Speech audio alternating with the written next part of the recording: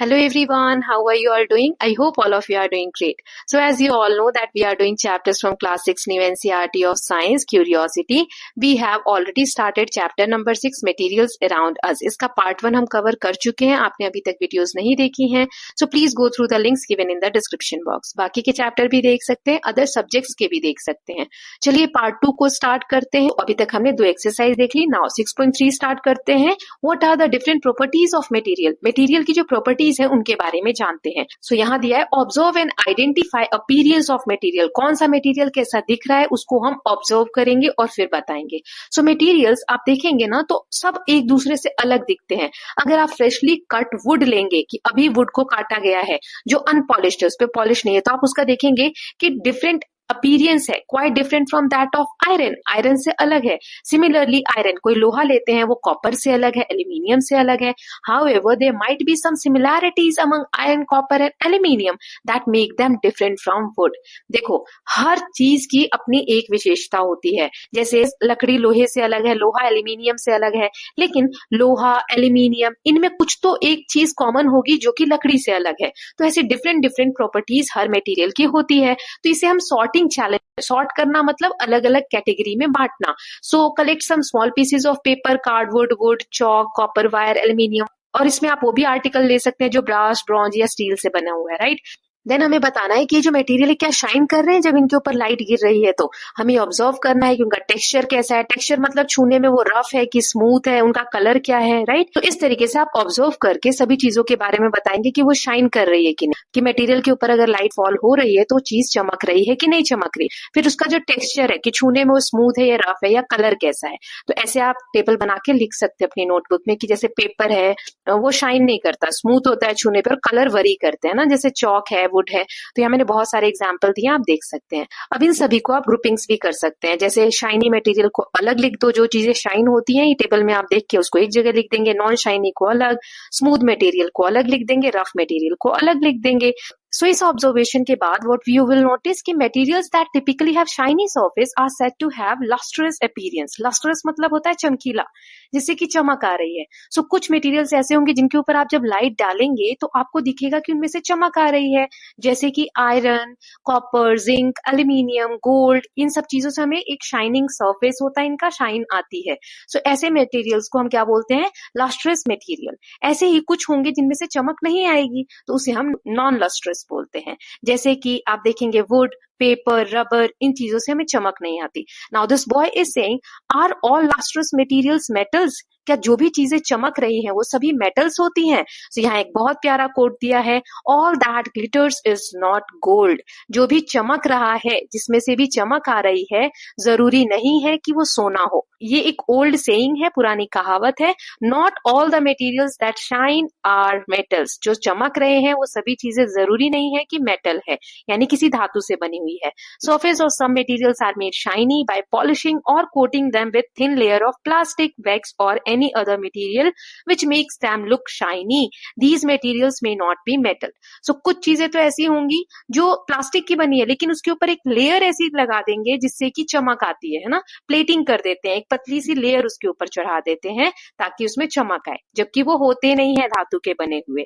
Now let's move ahead with the next part. Explore materials through which one can see or one can not see. तो अभी तक हमने material की properties में देखा कि कुछ मटेरियल्स होते हैं जो लस्ट्रस होते हैं, जिनमें चमक आती है, और कुछ देखा जो नॉन लस्ट्रस होते हैं, जिनमें से चमक नहीं आती है. अब हम देखेंगे ट्रांसपेरेंसी के बेसिस पे कि कोई सा जो मटेरियल होगा इसके आर पार हम देख सकेंगे और कोई सा होगा जिसके आर पार नहीं देख सकेंगे. तो चलिए और समझते हैं इसको. सो घुलन, शीता, सारा, they all are playing hide and seek. ठीक है, अपने दोस्तों के साथ खेल रहे हैं. अब यहाँ पर घुलन जो है वो दीवार के पीछे जाके छुप गया है, शीता एक पेड़ के पीछे छुप गई है, और सारा ये गेट के पीछे छुपी है. गेट लेकिन यहाँ पर ग्लास का डोर है, कांच का है, जिसमें आर पार दिख सकता है वैसे तो, लेकिन ये क्या कह रहा है यहाँ पे? फ्रॉस्टेड है. फ्रॉस्टेड यानी ठंड में आप देखेंगे कोहरे के समय भाप जैसा कुछ कांच के ऊपर जम जाता है ना, जिसकी वजह से सरफेस जो है वो हेजी हो जाता है, आर पार साफ साफ नहीं दिखता. ऐसे किसी कांच के डोर के पीछे सारा छुपी हुई है. शीता का जो छोटा भाई है वो ये सब देख सकता है क्योंकि वो ग्लास विंडो जो उसके घर की खिड़की है वहां पर छुपा हुआ है ना. तो चलिए मटेरियल के बारे में इस गेम के थ्रू समझते हैं. The material through which things can be scene clearly are called transparent.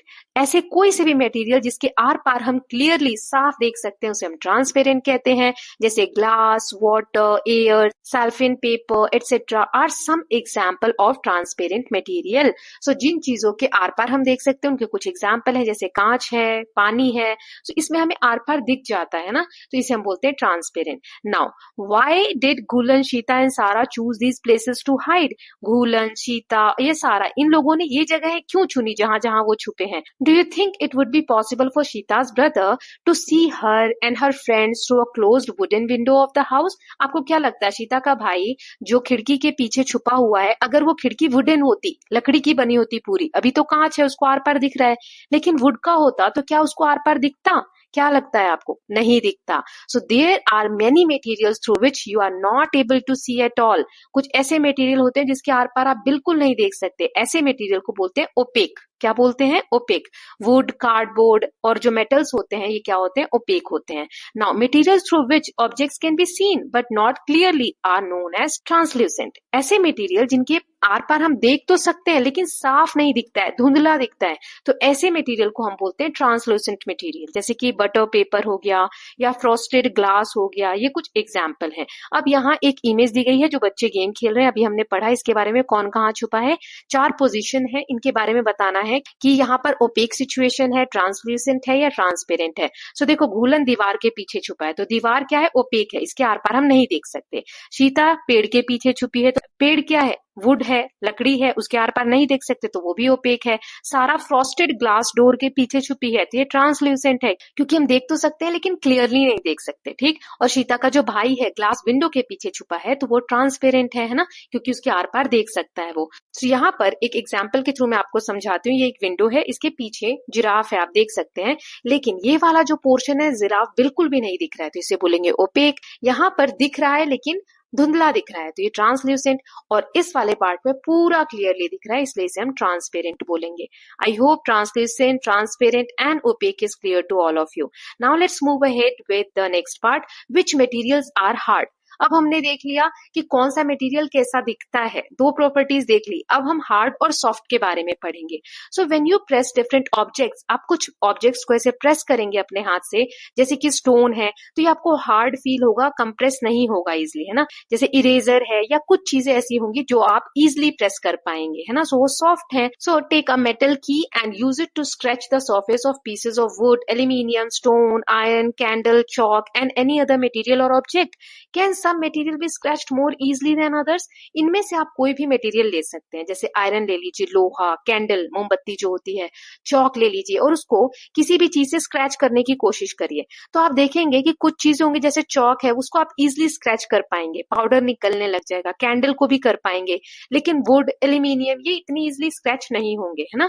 So materials which can be compressed और स्क्रैच इजिली उसे हम बोलते हैं सॉफ्ट, और जिसको बहुत मुश्किल से कंप्रेस कर सकते हैं, स्क्रैच कर सकते हैं, उसे हम बोलते हैं हार्ड. ठीक है. However, these properties are relative in nature. For example, rubber is harder than sponge but softer than iron. So ये चीजें हम हार्ड और सॉफ्ट बता तो रहे हैं, लेकिन ये डिपेंड करता है हम कंपेयर किससे कर रहे हैं. जैसे अगर आप एक रबर का एग्जांपल ले तो स्पॉन्ज से अगर आप कंपेयर करेंगे, स्पॉन्ज जो फॉर्म जैसा होता है, सो अगर उससे कंपेयर करो तो रबर हार्ड है, लेकिन रबर को आप आयरन यानी लोहे से कंपेयर करोगे तो लोहा हार्ड है ना. सो ये डिपेंड करता है हम कंपेयर किससे कर रहे हैं. So hard and soft, I hope it's clear. Now let's observe. यहाँ एक एक्सरसाइज दी गई है. Hold the object given in table 6.3 with your hand, feel whether the objects are hard और soft, find out the material they are made up of and enter your observation in this table. यहाँ पर table दिया हुआ है, objects के नाम दिए हैं, आपको प्रेस करके बताना है कि हार्ड है कि सॉफ्ट है और किन चीजों से बने हैं, वो मटेरियल का नाम भी लिखना है. उसके बाद अपने ऑब्जर्वेशन को क्लास के साथ डिस्कस करना है. तो चलिए करते हैं. ब्रिक यानी ईंट, ईंट को आप दबाएंगे तो हार्ड होगा, दिया हुआ है यहाँ, और ये बेक्ड क्ले यानी मिट्टी से बना होता है. देन वाटर बॉटल, ये डिपेंड करता है हार्ड है कि सॉफ्ट है, कि प्लास्टिक का बना हुआ है या मेटल का बना हुआ है. फिर पिलो यानी तकिया, ये सॉफ्ट होगा क्योंकि फैब्रिक है, कॉटन है उसमें, है ना, स्पॉन्ज से बने होते हैं. फिर टम्बलर यानी ग्लास, ये हार्ड होता है, चाहे ग्लास का बना हो चाहे स्टील का बना हो. टेबल, टेबल भी हार्ड होता है, चाहे वो वुड का बना हो या मेटल का बना हो. स्वेटर जो आप पहनते हैं, तो स्वेटर क्या होता है, सॉफ्ट, क्योंकि ये वूल का बना होता है, ऊन का या कॉटन का. फिर एनी अदर, सो डिपेंड करता है कि आप कौन से ऑब्जेक्ट ऑब्जेक्ट को ऑब्जर्व कर रहे हैं। लेट्स से यहाँ पर मैंने ले लिया ज्योमेट्री बॉक्स, तो ये हार्ड होगा क्योंकि ये मेटल का बना हुआ है या प्लास्टिक का बना हुआ है ना। सो ये डिपेंड करता है ऑब्जेक्ट टू ऑब्जेक्ट की किन चीजों से बना हुआ है। नाउ एक और एक्टिविटी दी गई है, लेट अस क्लासीफाई। यहाँ पे जो चीजें दी गई है हमें 3 कैटेगरी में क्लासीफाई करना है, ट्रांसपेरेंट, ट्रांसलूसेंट या ओपेक। किस कैटेगरी में आप डालेंगे? तो जैसे पहला है, सो ट्रांसपेरेंट में कौन कौन से आ जाएंगे? ग्लास टम्बलर और विंडो ग्लास, ये है ट्रांसपेरेंट, इनके आर पार हम देख सकते हैं। ट्रांसलूसेंट जिसमें हमें धुंधला दिखता है, तो इसमें कौन से आ जाएंगे? बटर पेपर और फ्रॉस्टेड ग्लास। ओपेक जिसके आर पार हम नहीं देख सकते, तो इरेजर एंड वुडन बोर्ड। ठीक है, I hope it is clear now. अब यहाँ एक क्वेश्चन है, is water transparent, can it be make opaque? क्या पानी जो है वो ट्रांसपेरेंट होता है? क्या इसको ओपेक बना सकते हैं जिसके आर पार ना देखा जा सके? So yes, water is transparent in its natural state. आप नेचुरली जो वाटर देखेंगे ना वो ट्रांसपेरेंट होता है, आर पार उसके हम देख सकते हैं। लेकिन इसको हम ओपेक बना सकते हैं उसमें कुछ सब्सटेंसेस, इम्प्योरिटीज को ऐड करके। फॉर एग्जाम्पल, मान लो पानी में हमने सैंड, मड, कीचड़ वगैरह या मिट्टी मिला दी, डिसॉल्व होने के बाद वो ओपेक बन जाएगा, उसके आर पार हम नहीं देख सकते। So while water itself is transparent but it can be made opaque by adding substances that do not dissolve और डिस्पर्स फुली। जैसे आप यहाँ देख सकते हैं, साफ पानी में हमने इम्प्योरिटीज ऐड करके इसको ओपेक बना दिया, ट्रांसपेरेंट को ओपेक में कन्वर्ट कर दिया। Now let's move ahead with the next part, what is soluble and what is not. अब ये हम सॉल्युबल, इनसॉल्युबल पढ़ने जा रहे हैं। जैसे अभी हमने बात की कि पानी में हमने कुछ घोला, तो घुलना, कौन सी चीज पानी में घुल गई, कौन सी नहीं घुलेगी, तो इसी को हम बोलते हैं सॉल्युबल और इनसॉल्युबल। इसके बारे में और डिटेल में पढ़ते हैं। So Ghulan was sweating when he come home after playing in the evening. Ghulan को पसीना आ रहा था क्योंकि वो खेल कर आया था, बहुत थक के आया था। He was feeling tired and thirsty. So उसको प्यास लगी थी और वो थका हुआ फील कर रहा था, तो उसकी मम्मी ने उसके लिए शिकंजी बनाई, लेमनेड। कैसे बनाते हैं? शुगर ऐड किया, एक पिंच ऑफ सॉल्ट ऐड किया और लेमन जूस ऐड करके लेमनेड तैयार किया, जिसे हम शिकंजी भी बोलते हैं। ये सब होते वक्त घुलन ने नोटिस किया कि जब उसकी मम्मी ये सब मिक्स कर रही हैं, सो सॉल्ट, शुगर, ये सब डिसअपियर हो गए। डिसअपियर मतलब घुल गए पूरी तरीके से पानी में। आप यहाँ देख सकते हैं ना, तो इस तरीके से पूरा घुल गए, पता ही नहीं चल रहा चीनी कहाँ गया और नमक कहाँ गया। That's what we are learning, soluble और इनसॉल्युबल। सो इसको एक एक्टिविटी के थ्रू समझते हैं कि कैसे कौन से मटेरियल बिहेव करते हैं। ओके, तो यहाँ दिया हुआ है कि आपको कुछ शुगर, सॉल्ट, चॉक पाउडर और ये सब कलेक्ट करना है। उसके बाद हर ग्लास में, अलग अलग ग्लास में इन सब चीजों को पानी के साथ मिलाना है। ओके, अब उसको आप स्टिर करेंगे, मिलाएंगे, तो आप देखेंगे कि कौन सा प्रोडक्ट जो है पानी में अच्छे से मिल गया है और कौन सा नहीं मिला है। तो पहले आप प्रिडिक्ट करोगे, जो भी प्रिडिक्शन होगी इस टेबल में लिखोगे, एक तरफ मटेरियल लिखोगे, है ना, जो भी दिया हुआ है, और एक तरफ क्या ऑब्जर्वेशन आपने किया रिजल्ट आने के बाद वो लिखोगे। तो जैसे शुगर है, शुगर पानी में मिल जाएगी। जैसे अभी हमने घुलन का देखा कि वो शिकंजी में क्या देख रहा था कि शुगर पूरी तरीके से मिल गई, सॉल्ट का भी यही होगा, है ना। देन चॉक पाउडर को जब आप मिलाओगे ना, पूरी तरीके से नहीं मिलेगा, नहीं घुलेगा, उसके पार्टिकल्स कुछ आपको दिखते रहेंगे, सो इनसॉल्युबल होता है। सैंड भी इनसॉल्युबल होता है, वो डिसॉल्व नहीं होता। इस तरीके से आप देखो, सैंड को डालोगे, मिक्स करोगे, तो भी नीचे पार्टिकल्स आपको दिखेंगे। फिर सैंड डस्ट का भी सेम ही है ना, वो अच्छे से मिक्स नहीं होगा, तो वो भी इनसॉल्युबल है। लेकिन ऑयल जैसी चीज भी होती है, लिक्विड भी ऐसा होता है जो लिक्विड में मिक्स नहीं होता है, इसकी एक लेयर बन जाती है ऊपर। पानी में जब आप ऑयल डालोगे ना, तो ऑयल पानी के साथ मिक्स नहीं होगा, ऊपर एक ऑयल की लेयर बन जाएगी, तो ये भी इनसॉल्युबल है। Okay, so you might have noticed that some materials completely disappear when mixed in water. We say these materials dissolve in water, or in other words they are soluble. So जो चीजें पानी में मिल गई उन्हें ही हम क्या बोलते हैं? soluble बोलते हैं। Now some materials do not mix with water. हम कुछ चीजों को मिला ही नहीं सकते, चाहे स्टिर कर लीजिए उसको आप पानी में, मिला लीजिए, नहीं मिलेगा वो, उसे हम इनसॉल्युबल बोलते हैं। Okay, so water plays an important role in the functioning of our body because it can dissolve a large number of materials. इसीलिए हमारी बॉडी में भी पानी का बहुत इंपॉर्टेंस है, क्योंकि जो भी हमने खाया है उसको डाइजेशन में पानी बहुत हेल्प करता है। सो ये जो क्वेश्चन था कि does everything you put in water disappear, कि पानी में कुछ भी डालो वो डिसअपियर हो जाता है, तो नहीं, ऐसा नहीं है। कुछ चीजें डिसअपियर हो जाती हैं और कुछ चीजें नहीं होती हैं। इसी बेसिस पे हम सॉल्युबल और इनसॉल्युबल बताते हैं। अब यहाँ पर आपको एक ORS का घोल बनाने का तरीका बताया है। ORS क्या होता है? ओरल रिहाइड्रेशन सॉल्यूशन, जो कि आपको प्राइमरी हेल्थ सेंटर पे मिल जाएगा। उसको आप शक्कर और नमक मिलाकर पानी में ऐड करेंगे तो ये रिहाइड्रेशन ड्रिंक रेडी हो जाती है, जिसको आप जब पियेंगे तो आपके शरीर में जो पानी की कमी है वो कम हो जाएगी। Now this boy is saying do liquids like oil, vinegar and honey dissolve in water, explore. अब ये बच्चा कह रहा है क्या ऑयल या विनेगर या शहद ये चीजें पानी में मिक्स हो जाती हैं, तो इसके बारे में एक्सप्लोर करना है। Then this girl is saying what about the gases present in water. पानी में गैसेस भी प्रेजेंट होती हैं, तो इनका क्या हो, जैसे मछली सांस ले रही है तो ऑक्सीजन चाहिए ना उसको, इसका मतलब पानी में ऑक्सीजन है, तो क्या ये भी पानी में मिल जाती हैं गैसेस, इसके बारे में आगे दिया हुआ है। So some liquids get completely mixed with water, some do not mix with water and form a separate layer when left undisturbed for some time. Similarly, some gases are soluble in water whereas others are not. For example, oxygen gas dissolve in water. It is very important for the survival of animals and plants that live in water.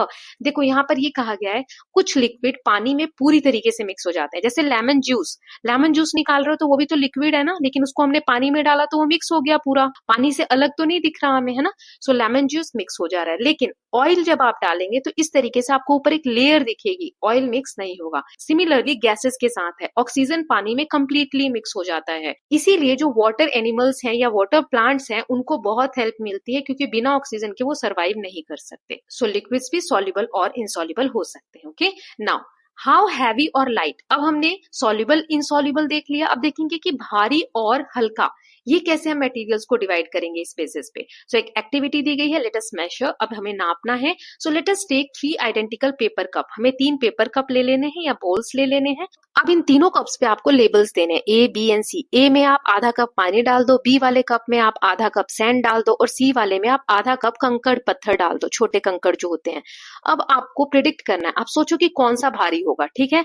अब जब आप ऐसे wait करोगे ना, यहाँ image में जो दिया हुआ है, weigh each cup using a balance and record the recordings in your notebook. उसके बाद जो भी आपका आंसर आ रहा है वो आप नोटबुक में लिखेंगे और अपने फ्रेंड्स के साथ डेटा को कंपेयर करेंगे कि कौन सी चीज हैवी है और कौन सी चीज लाइट है। ओके, नाउ इस एक्टिविटी से we can see that any object which is heavier और lighter can be measured in terms of property called mass. So mass एक ऐसी चीज है जो बताती है कि कौन सी चीज भारी है या कौन सी चीज हल्की है। Okay, so the one which is heavier has more mass and the one which is lighter has less mass. Weight is sometimes used in common language for mass as it is determined by weighing. You will learn more about mass and weight and their relation in higher classes. देखो, तो कौन सी चीज कितनी भारी है, कौन सी चीज कितनी हल्की है, इसी पे डिपेंड करता है। सो जो ज्यादा भारी है उसको हम बोलते हैं इसका मास ज्यादा है, जो कम भारी है या हल्की है तो उसमें बोलते हैं इसका मास कम है। कभी कभी हम मास को वेट के साथ रिलेट कर लेते हैं कि वेट ज्यादा है वेट कम है। सो मास और वेट में क्या डिफरेंस होता है या क्या रिलेशन होता है, इसके बारे में आप हायर क्लासेस में पढ़ेंगे। अभी तो बस इतना कि जो भी चीज भारी है, कितनी भारी है उसको हम बोलते हैं इसका मास ज्यादा है, और हल्की है तो बोलेंगे इसका मास कम है। Now next topic is space and volume. इसमें हम जानेंगे, अभी हमने मास समझा, अब स्पेस के बारे में जानते हैं और वॉल्यूम के बारे में जानते हैं। सो यहाँ पर मैडम विद्या जो साइंस की टीचर है वो क्लास में दोबारा से आती है नेक्स्ट डे, बच्चे उनको विश करते हैं, खड़े होते हैं, तो मैम उनको जवाब देती है और कहती है आप लोग अपने बैग को सीट के ऊपर रख लीजिए और बैठ जाइए। सभी बच्चे ऐसा ही करते हैं, बैग उठा के सीट पे रख देते हैं। अब वो लोग बैठ ही नहीं पाते क्योंकि सीट पे तो क्या है, बैग है, तो कहाँ बैठेंगे। तो मैडम विद्या पूछती हैं why are you not sitting, क्यों नहीं बैठ रहे आप लोग। तो स्टूडेंट रिप्लाई करते हैं मैम यहाँ जगह ही नहीं है, हम कहाँ बैठे, यहाँ पर तो बैग्स है हमारे। सो इसी बात को आगे कंटिन्यू करते हुए मैम क्या कहती हैं, वो उनको 2 आइडेंटिकल ग्लास देती हैं, ग्लास टम्बलर है ना, इस तरीके के कांच के बने हुए 2 ग्लास देती हैं, and encourage them to pour remaining water from their drinking water bottles into respective glass tumblers. और कहती हैं जो भी आपकी वाटर बॉटल में पानी बचा है इस ग्लास में आप डालिए, 2 बच्चों को कहती है ना। So on pouring water in the glass tumbler the students observe that one glass tumbler gets half filled with water while the other is almost completely filled with water. तो बच्चे क्या ऑब्जर्व करते हैं, वो देखते हैं कि एक ग्लास में तो पूरा भर के पानी आ गया और एक ग्लास में क्या आया है, आधा पानी आया है। Now why is the level of water different in these 2 tumbler, इनमें जो वाटर का लेवल है दोनों ग्लास में कम और ज्यादा क्यों है। सो मैडम विद्या इसको समझाती हैं कि दोनों जो टम्बलर है इनकी कैपेसिटी सेम है। कैपेसिटी मतलब कि जितना पानी एक में आएगा उतना ही दूसरे में आएगा। The water levels different in each case which indicates that the amount of water in each tumbler is different. So ये क्या दिखाता है कि दोनों में सेम क्वांटिटी आ सकती है दोनों ग्लास में, और एक में ज्यादा है और एक में कम है, तो मतलब एक ग्लास में ज्यादा पानी है और एक में कम पानी है। ये इतना टफ नहीं है, लेकिन यहाँ पर हमें ये समझना है the space occupied by water represent its volume, कि पानी ने कितनी जगह घेरी है ग्लास में, उसको हम बोलते हैं volume. I hope it is clear. ऐसे ही this girl is also facing the problem. अब उसकी जो डाउट है वो सॉल्व हो गया। क्या डाउट था? Why was I not able to transfer water from the jug into an empty water bottle completely. Now I know the reason behind it, कि एक जग में जो पानी है उसको एक बॉटल में अगर वो डाल रही थी तो पूरा नहीं आ रहा था। तो इसका कारण क्या है कि जग में जो वॉल्यूम है होल्ड करने का वाटर को वो ज्यादा है as compare to the bottle. ठीक है। So you may have notice drinking water bottles of different sizes being sold in market. Have you notice 1 liter, 500 ml, 200 ml, etc. written as net quantity on the bottles? These indicate the volume of water in the bottles. So आपने ऐसी water bottles बहुत सारी market में बिकती हुई देखी होंगी, उस पर लिखा होता है कि 500 ml या 1 liter, राइट? तो ये क्या इंडिकेट करता है? ये बताता है कि उस बॉटल की कितनी कैरिंग कैपेसिटी है, मतलब कितना वॉल्यूम पानी या कितना वॉल्यूम मिल्क वो बॉटल जो है वो होल्ड कर सकता है। Now this boy is saying the bottle of drinking water and milk are labelled as 500 ml indicating the volume. यहाँ दो बॉटल्स हैं, देखिए एक में 500 ml यानी आधा लीटर पानी है और एक में आधा लीटर मिल्क है। अब क्या ये दोनों का वॉल्यूम सेम है? So the bottles labelled 500 ml indicate the volume of liquid they hold, whether it's water और milk. Volume measure the space the liquid occupies, not its weight. Very simple concept, इसमें ज्यादा confuse होने की जरूरत नहीं है। Volume, मास, space, ये सारी चीजें आपको बार बार आएंगी आगे चल के साइंस में। सो यही यहाँ पर कहा गया कि 500 ml की अगर वाटर बॉटल है या 500 ml की कोई सी भी बॉटल, उसका वॉल्यूम सेम ही होगा। जो भी चीज उसके अंदर आप डाल रहे हो ना, वो वॉल्यूम कितना होगा? 500 ml ही होगा।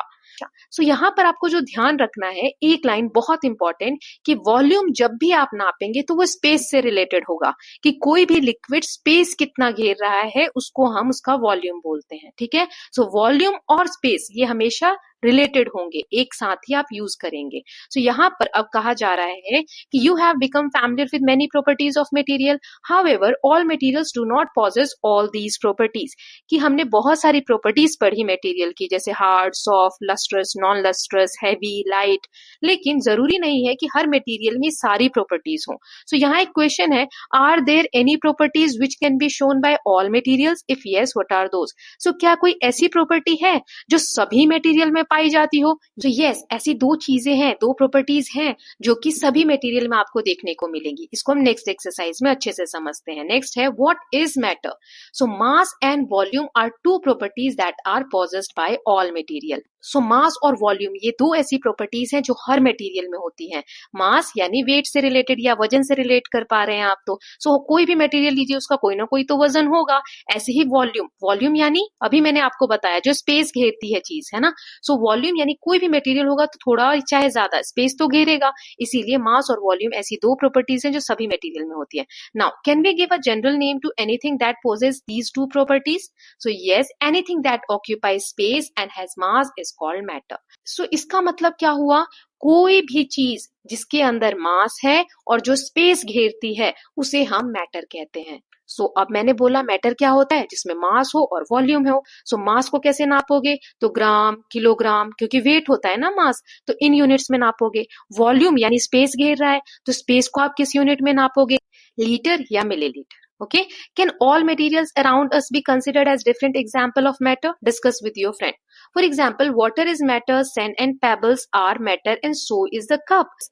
So यहाँ पर आपको पता करना है कि जो भी चीजें आपके आसपास है सभी मैटर है। तो यस, सभी चीजें मैटर है। फॉर एग्जाम्पल वाटर भी मैटर है, सैंड पेबल्स जो कंकड़ पत्थर है वो भी मैटर है, या फिर जो कप है वो भी मैटर है ना। So materials are types of matter used in creation of making of object. So material क्या है? मैटर का ही टाइप है। स्टार्टिंग में हमने जब चैप्टर स्टार्ट किया था तो हमने देखा था हर ऑब्जेक्ट किसी न किसी मटेरियल से बनी है। सो ऐसे ही मटेरियल भी मैटर कहलाता है, मैटर का एक टाइप है। ओके, तो हमने क्या सीखा? That material looks different and behave differently. We grouped material on basis of similarities or differences in their properties. हमने देखा कि मटेरियल को हम अलग अलग कैटेगरी में बांट सकते हैं उनकी प्रॉपर्टीज के बेसिस पे। Then we find grouping useful as it helps us study and observe pattern in properties of things. Human have been classifying not only things but also rocks, plants and animals. हमने पहले जो chapter देखा हुआ है diversity in living world, इस तरीके से हमने इस चैप्टर में प्लांट्स और एनिमल्स की कैटेगरी बनाई थी। वैसे ही यहाँ पर हमने नॉन लिविंग थिंग्स की, जैसे पत्थर है, मटेरियल में हमने धातु देखे, मेटल्स देखे, इनको भी हम सेम कैरेक्टरिस्टिक्स के बेसिस पे क्लासिफाई क्लासिफाई करते हैं। ओके, नाउ यहाँ डू यू नो में एक फैक्ट दिया हुआ है, इसको हम ऑलरेडी पिछले चैप्टर में कर चुके हैं, बट एक बार फिर से इसको रिवाइज कर लेते हैं। जैसे हमने देखा था इंटरनेशनल सिस्टम ऑफ यूनिट्स क्या होते हैं, तो उसके हिसाब से किलोग्राम क्या है, मास की यूनिट है। मास और वॉल्यूम दो चीजें हमने अभी पढ़ी, तो मास को हम किस चीज में नापते हैं, किलोग्राम, ग्राम। अब इसको लिखते कैसे हैं, तो ये सारी चीजें मैं आपको बता चुकी हूँ कि फुल स्टॉप नहीं लगाते, फिर इसको कैपिटल लेटर्स में नहीं लिखते, इनके बीच में स्पेस नहीं छोड़ते। जैसे 7 kg लिखना है, एस नहीं लगाएंगे अगर बहुत ज्यादा किलोग्राम से, जैसे 7 किलोग्राम्स, तो एस नहीं लगाएंगे। ठीक है, ये कुछ बेसिक चीजें जो हमने पिछले चैप्टर में भी देखी। इसी तरीके से लीटर या मिलीलीटर को भी आप लिख रहे हैं तो स्पेस नहीं देंगे, कैपिटल लेटर्स नहीं लिखेंगे। आई होप ये सब चीजें आपको क्लियर है। नाउ जो वॉल्यूम की यूनिट होती है, ऐसा यूनिट, उसे हम बोलते हैं क्यूबिक मीटर। और इसका जो एब्रीविएशन, इसको शॉर्ट में कैसे लिखते हैं, मीटर लिख के एम, और ऊपर हम 3 यानी पावर में 3 लिखते हैं। क्यूब्स हैं 3, ठीक है, तो इसलिए 3 यहाँ पे लगाते हैं, एम क्यूब बोलते हैं इसको। अब यहाँ एग्जाम्पल दिया है, if you have volume of 2 cubic metre, तो इसको कैसे लिखेंगे आप, 2 एम लिख के और ऊपर क्यूब। अब 2 और ये जो क्यूबिक मीटर है, इसके बीच में स्पेस आएगा, है ना। Always leave a space between numbers, numerical value and unit. ठीक है, जैसे यहाँ दिया है 1 मीटर क्यूब, तो 1 और एम जो क्यूब है उसके बीच में स्पेस है ना। सो 1 मीटर क्यूब का मतलब होता है, क्यूब है ना, 3 जीरो लगाने हैं आपको। सो 1 मीटर क्यूब मतलब 1000 लीटर। ओके, इसके बारे में मैथ्स में आप और अच्छे से जानेंगे। अभी हमें सिर्फ जानना है कि वॉल्यूम की जो यूनिट होती है, ऐसा यूनिट, वो क्यूबिक मीटर होती है, और उसको लिखते कैसे हैं ये बताया गया है। Now think it over, can you think about what changes the invention of plastic brought to humans, is it a boon और बेन। प्लास्टिक का जो इन्वेंशन हुआ है वो मानव सभ्यता के लिए बून है या बेन है, मतलब आशीर्वाद है या श्राप है। तो इन्वेंशन ऑफ प्लास्टिक दोनों है, ये बून भी है और बेन भी है। बहुत सारी इसकी खासियत भी है और बहुत सारे नुकसान भी है। जैसे फायदेमंद कैसे है, ये वर्सेटाइल है, इसके बहुत सारी चीजें बना सकते हैं। ड्यूरेबल है, एक बार कोई चीज बन गई प्लास्टिक की तो बहुत दिनों तक चलती है। अफोर्डेबल है, सस्ते प्राइस में हमको मिल जाती है, ज्यादा महंगी नहीं होती है। मेडिकल फील्ड में बहुत इंपॉर्टेंट है, या फिर एवरीडे के यूज के भी बहुत सारे प्रोडक्ट प्लास्टिक के बनते हैं, है ना। ऐसे बेन यानी हमारे लिए हार्म कैसे है इसका, it harms the environment, wild life, human health due to pollution, non biodegradability and chemical release. ये जो प्लास्टिक है ये डिग्रेड नहीं होते। डिग्रेड मतलब जैसे अगर आपने पेपर फेंक दिया कहीं, तो बारिश आएगी या धीरे धीरे वो पेपर सड़ जाएगा, गल जाएगा, मिट्टी में मिल जाता है ना। लेकिन प्लास्टिक ऐसा, बहुत सालों बाद भी आप उसको मिट्टी के अंदर से खोदेंगे ना, तो जैसा आपने डाला था वैसा ही मिलेगा। जल्दी से वो एनवायरमेंट में डिग्रेड नहीं होता, तो हमारे एनवायरमेंट को बहुत ज्यादा पोल्यूट करता है और ह्यूमन हेल्थ के लिए भी बहुत नुकसानदेह है, क्योंकि इसमें से केमिकल रिलीज होता है। अगर आप एक ही वाटर बॉटल को बहुत समय तक यूज करते हैं, सो वो भी हमारे लिए हानिकारक है ना। सो while plastic is convenient, it also create serious environmental and health issues. तो हम कह सकते हैं कि प्लास्टिक क्या है, बून भी है लेकिन बेन भी है। I hope it is clear. Now this girl is saying we have explored and understood the various properties of material. हमने material की बहुत सारी properties देखी. Then this boy is saying yes, but most of materials that we see today would have also existed earlier. I am curious to know how people classified them then. So ये बच्चा कह रहा है कि अभी जो हमने material पढ़े, ये तो हो सकता है ना कि पहले के समय में भी हो, तो इसको curiosity हो रही है कि पहले के लोग इसको कैसे classify करते होंगे। So इसके बारे में यहाँ में एक information दी गई है, चलिए इसको रीड करते हैं। So similar classification system existed in ancient India. प्राचीन भारत में इसी तरीके का कुछ classification किया जाता था materials का। So Ayurveda, one of the Indian medical system, too has a system of grouping things. Ayurveda में भी एक सिस्टम है जिसके थ्रू हम चीजों को ग्रुप करते हैं। तो यहाँ एक श्लोक है, हम रीड करते हैं। गुरु मंद हिम स्निग्ध शलक्षण सांद्र मृदु स्थिर गुणा सूक्ष्म विशदाः विंशति स विपर्याया। इस श्लोक में 20 प्रॉपर्टीज यानी गुणों की बात की गई है। 10 पेयर्स ऑफ अपोजिट प्रॉपर्टीज, 10 ऐसे पेयर्स हैं जिसमें अपोजिट लक्षणों की बात की गई है, which are use to describe all physical matters in Ayurveda. Ayurveda में कोई भी फिजिकल मैटर्स है ना, उनको इसी 10 कैटेगरी में बांटा गया है। वैसे ये 20 हैं, लेकिन 10 के पेयर्स हैं जो कि अपोजिट्स हैं, देखेंगे अभी हम। So these properties can also be used to describe all living systems like plant, animals, humans, the environment and also food. So इन्हीं 20 कैटेगरीज में या इसी प्रॉपर्टीज के बेसिस पे हम प्लांट्स, एनिमल्स, ह्यूमंस जो लिविंग बीइंग है या फिर एनवायरमेंट या फूड, इन सबको बांट सकते हैं। सो कौन कौन सी प्रॉपर्टीज है? पहला है गुरु। गुरु यानी हैवी, भारी। तो लघु यानी लाइट इन वेट, हल्की चीज को हम लघु बोलते हैं। मंद, मंद मतलब स्लो। तो तीक्ष्ण, तीक्ष्ण मतलब क्विक या फास्ट। हिम यानी कोल्ड, उष्ण यानी हॉट, फिर है स्निग्धा यानी अंक्चुअस, इसका मतलब क्या होता है, जो कि सूखा ना हो, थोड़ा नमी हो जिसमें, है ना। तो इसका उल्टा क्या हो गया, रुक्ष या ड्राई। फिर है सुलक्षणा यानी स्मूथ, जो सॉफ्ट हो। फिर खरा यानी रफ। फिर है सांद्रा यानी सॉलिड। फिर द्रव यानी लिक्विड। फिर है मृदु यानी सॉफ्ट। कठिन यानी हार्ड। स्थिर यानी स्टेबल, इसका उल्टा है खल यानी मूविंग और अनस्टेबल।